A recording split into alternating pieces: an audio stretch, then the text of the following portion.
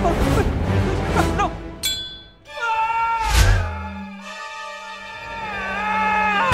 ¡Ay! ¡Madre de Dios! I'll kill you! You stupid lizard! Get out of there! I'm gonna strangle your huevos! Big Bird! What? No, wait! Hey, I was just kidding! Come on! We're friends, right? I don't know you! Lizards, frogs! We're practically related! Come on, move over! I let you kiss my sister!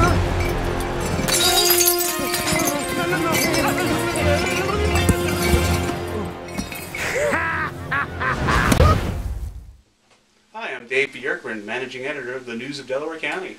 And I'm Arthur Ryan, correspondent to the news. And that was a scene from Rango, which opened up in movie theaters today across the country. And it's a delightful animated film that will appeal to both kids and adults alike. Its plot pays homage to, well, just about everything from the spaghetti westerns of Sergio Leone from the 1960s to 1974's Chinatown.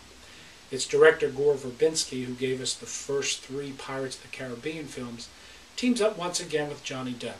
And Depp, who plays the title character here, plays a lovable but uninspired chameleon. You ain't from round here, are you? I'm still working on it. So, what's your name? Beans. That's a funny kind of name. What can I say? My daddy plumb loved baked beans. Well, you're lucky you didn't plumb love asparagus. What are you saying? I mean, I enjoy a hearty puttanesca myself, but I'm not sure that a child would appreciate the moniker. My daddy was a great man, even if he did exhibit a proclivity for lagoons. And Spicy. you are eating his ashes. Phil!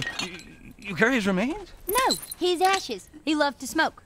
They never found the body. Oh, well, I'm sure he had his reasons. Rango lives in his own world, which consists of a small fish tank complete with wind-up goldfish and plastic palm trees. He dreams of playing Shakespeare, swashbuckling across the stage, when a freak traffic accident strands Rango in the desert. It is here that he wanders into a new world where small animals of all kind live in a place called Dirt Town.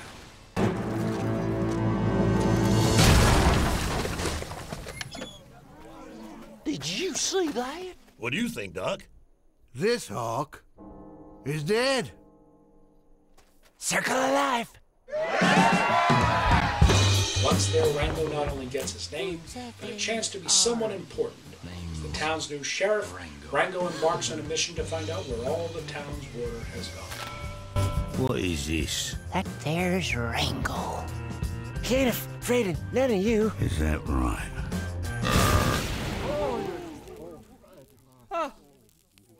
Take care of that for you. All better.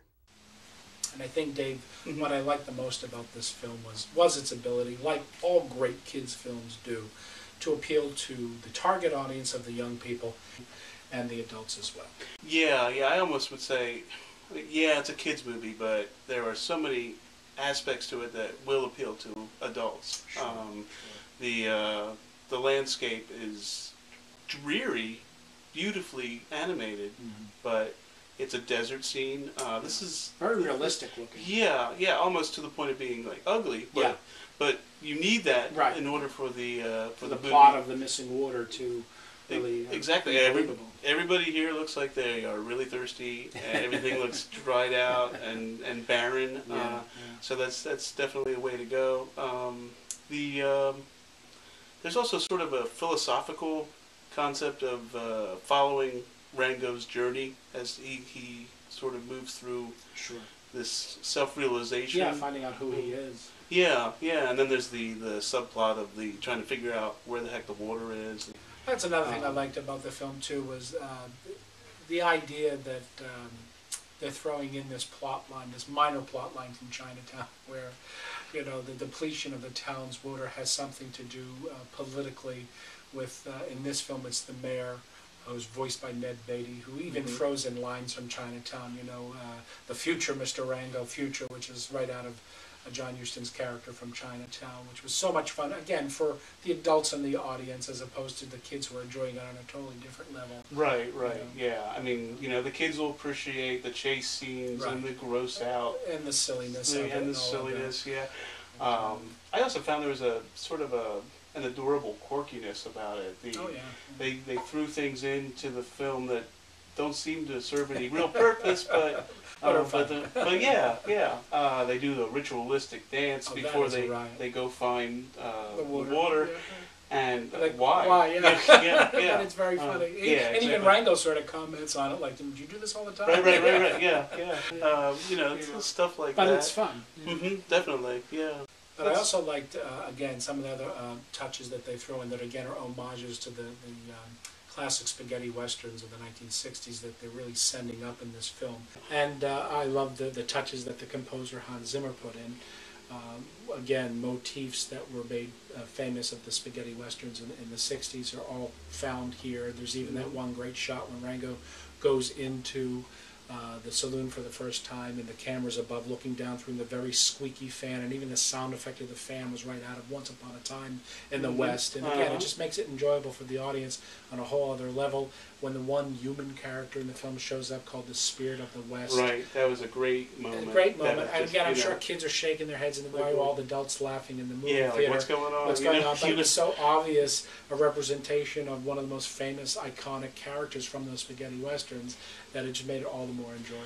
Yeah, you almost wonder, did they make this for kids? Right. It's almost like, okay, it's animated, but that's kind of where it ends. Yeah, and even with that, there's sort of a depth to the whole experience, because it's sort of a journey that Rango's on. Right. And you kind of experiencing that as well. And I think that's where Depp gets a lot of the credit. Here's this chameleon-like actor who is playing a chameleon this time around, and does it so well. Really convinces you that he's this lovable chameleon, kind of lost, but lost and with a lot of faults. Yeah. So I think we liked it. I think, definitely go see it. Yes. To catch our full reviews of this movie, check out next week's edition of the News of Delaware County.